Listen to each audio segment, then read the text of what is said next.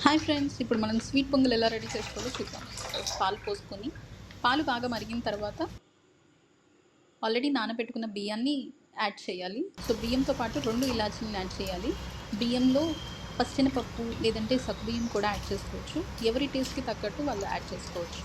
So, అన్నం కొంచెం బాగా మెత్తగా ఉడికిన తర్వాత మనం ఈలోపు ఆహ్, బెల్లాన్ని తురిమి పెట్టుకోవడం లేదంటే కొంచెం చిన్న చిన్న పీసెస్‌గా కట్ చేసుకొని పెట్టుకుంటే రైస్ మంచిగా ఉడికిన తర్వాత మనం దానికి బెల్లం యాడ్ చేసాము అంటే మన టేస్ట్‌కి తగ్గట్టు. సో, ఎవరి టేస్ట్‌కి తగ్గట్టు వాళ్ళు కొంచెం స్వీట్ కావాలనుకునే వాళ్ళు ఎక్కువ వేసుకోవాలి.